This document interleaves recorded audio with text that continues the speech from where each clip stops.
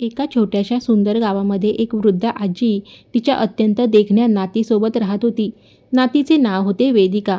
वेदिका इतकी सुंदर आणि सुस्वरूप होती की तिच्या सौंदर्याची चर्चा दूरवरच्या गावापर्यंत पसरली होती. गावातील अनेक तरुणांची नजर तिच्या या रूपावर खिळलेली असायची. काही वाईट प्रवृत्तीचे लोक तर तिच्या असायतेचा फायदा घेण्याचा प्रयत्न करायचे. पण वेदिका नेहमीच हुशारीने स्वतःला सांभाळून घ्यायची. वेदिका रोज जंगलातून रानातील ताजी बोरं आणि फळं गोळा करायची आणि बाजारात विकायला जायची. तिच्या सौंदर्यामुळे अनेक लोक केवळ तिच्याशी बोलण्याच्या आणि तिला पाहण्याच्या बहाण्याने फळं खरेदी करायचे. अशा कष्टाच्या पैशातून आजी आणि वेदिका जमेल तसा आपला उदरनिर्वाह करत होत्या. एक दिवस संध्याकाळी आजी झोपडीत वेदिकाची वाट पाहत बसली होती.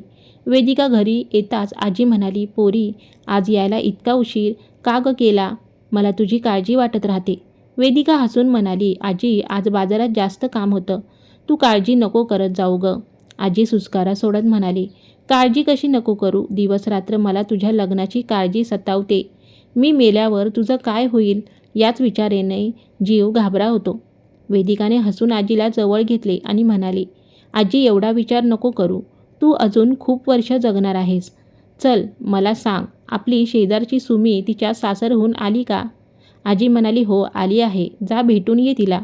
वेदिका सुमीला भेटायला गेली. सुमीने रडत रडत तिच्या सासरचा छळ वेदिकाला सांगितला. तिचा नवरा कसा व्यसनी आहे आणि रात्री दारू पिऊन कसा त्रास देतो हे ऐकून वेदिका अवाक झाली. खूप वेळ गप्पा मारल्यानंतर वेदिका घरी परतली. रात्री जे काही सुक्क भाकर होतं ते खाऊन दोघीही झोपी गेल्या. अजून मध्यरात्र उलटली नव्हती, तोच झोपडीत काहीतरी आवाज झाला. आजीला जाग आली, पण वेदिका दिवसभरच्या थकव्यामुळे गाढ झोपेत होती. आजीने दिवा लावून पाहिले तर अंधारात एका माणसाची आकृती दिसली. आजी घाबरली. त्या माणसाने पुढे होऊन आजीचे तोंड दाबले आणि म्हणाला, "ओरडू नकोस, मी एक दरोडेखोर आहे. राजाचे सैनिक माझ्या मागे आहेत. पकडलो गेलो तर फाशी होईल." आजी शांत झाल्यावर त्याने हात बाजूला केला आणि तो कोपऱ्यात बसला. आजी म्हणाली, "बाबा, माझ्यासारख्या गरीबाकडे लुटण्यासारखं काय आहे?" दरोडेखोर म्हणाला, "मला काही नकोय, मी फक्त लपायला आलोय." तितक्यात त्याची नजर झोपलेल्या वेदिकावर पडली. तिचे रूप पाहून मृत्यूच्या चाहेत असलेल्या दरोडेखोराच्या मनात वासना आणि लालसा निर्माण झाली. तो आजीला म्हणाला, "मला तुझ्या नातीशी लग्न करायचं आहे." हे ऐकून आजीच्या पायाखालची जमीनच सरकली. ती रडू लागली आणि गयावया करू लागली. दरोडेखोर म्हणाला, "बघ, मी उद्या मरणार हे नक्की आहे. पण मरण्यापूर्वी मला माझी इच्छा पूर्ण करायची आहे. जर तू मला तुझ्या नातीचा हात दिलास तर मी आजपर्यंत लुटलेली सोन्याची सगळी नाणी आणि संपत्ती तुम्हा दोघींना देऊन टाकेन. कोणाला काही कळणारच नाही. तुम्ही दुसऱ्या गावी जाऊन सुखात राहा." आजीच्या डोक्यात एक विचार आला. एकच रात्र, माझी नात एका रात्रीसाठी नवरी बनेल आणि सकाळी विधवा. पण यामुळे आम्हाला इतकी संपत्ती मिळेल की आमचं गरिबाचं जीणं संपेल. नंतर आम्ही दूर कुठेतरी निघून जाऊ. एका मोठ्या सुस्कारासह आजी म्हणाली, "मला कबूल आहे, पण आधी संपत्ती हवी." दरोडेखोराने होकार दिला आणि 2 तासांनी गावाबाहेरच्या जुन्या भैरवनाथ मंदिरात यायला सांगून तो तिथून निघाला. आजीने वेदिकाला उठवले आणि घडलेला सर्व प्रकार सांगितला. वेदिका रडू लागली.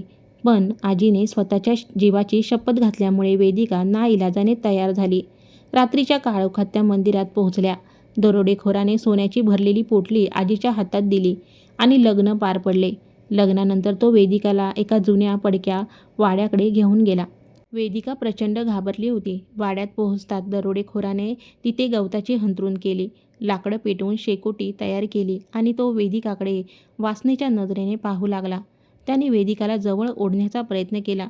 तितक्यात वेदिका अत्यंत शांतपणे म्हणाली, "आज आपली पहिली रात्र आहे. मी तुमच्यासाठी काहीतरी आणलं आहे." दरोडेखोर हसला आणि म्हणाला, "माझ्याकडे दूध नाही, पण दारू भरपूर आहे."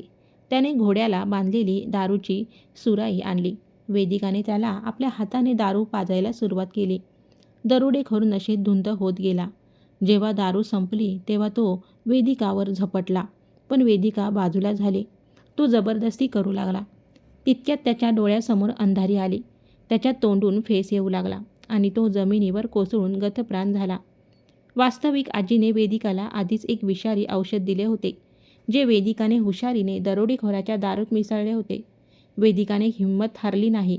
तिने त्याचा मृतदेह घोड्यावर टाकला आणि ती पहाटेच्या सुमारास भैरवनाथ मंदिरात पोहोचली.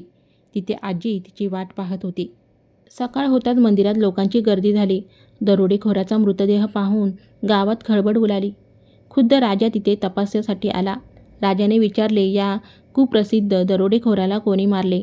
तेव्हा गर्दीतून आजी पुढे आली आणि म्हणाली, महाराज, माझ्या नातीने. राजाने वेदिकाला पुढे बोलावले. आजीने कहाणी रचत सांगितले, महाराज, आम्ही सकाळी पूजा करायला आलो तेव्हा याने आमच्यावर हल्ला केला. माझ्या नातीने देवीच्या हातातील त्रिशूळ उपसून याच्या छातीत खुपसले. वेदिकाचे सौंदर्य आणि तिचे शौर्य पाहून राजा मोहित झाला. राजाने तिला थेट आपली राणी बनवण्याचा प्रस्ताव दिला. वेदिकाने लाजत तो स्वीकारला. पण जसा लग्नाचा मुहूर्त ठरला तसा एक जुना सैनिक राजाच्या कानात पुटपुटला, महाराज, या दरोडेखोराने राजेशाही खजिना लुटला होता.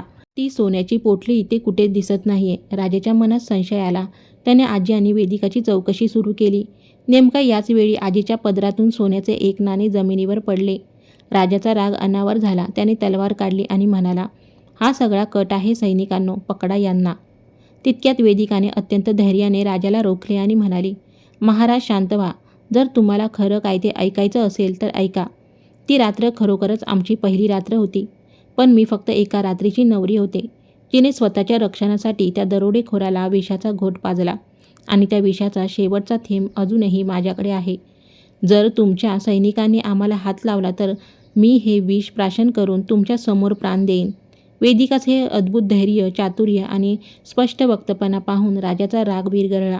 राजा हसला आणि म्हणाला, अशा शूर आणि बुद्धिमान स्त्रीला शिक्षा नाही तर सन्मान मिळाला पाहिजे.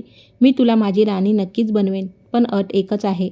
हा राज कोणालाही समजता कामा नये. वेदिकाने होकार दिला. मोठ्या थाटामाटात वेदिका आणि राजाचे लग्न झाले. ती आजीसोबत राजवाड्यात सुखाने राहू लागली. पण आजही शांत रात्री शांतपणे बसलेली असताना वेदिकाच्या ओठावर एक मिश्किल हसू उमटतं. कारण एका रात्रीची नवरी बनून ती संपूर्ण साम्राज्याची राणी बनली होती आणि हे रहस्य फक्त आणि फक्त तिच्याच मनात दडलेलं होतं. तर मित्रांनो, कशी वाटली तुम्हाला ही चाणाक्ष वेदिकाची कथा? कमेंट करून नक्की सांगा. कथा आवडली असेल तर व्हिडिओला नक्की लाईक करा, शेअर करा आणि आपल्या चॅनलला सबस्क्राईब करायला विसरू नका. भेटूया अशाच एका रंजक कथेत. तोपर्यंत स्वतःची काळजी घ्या. धन्यवाद.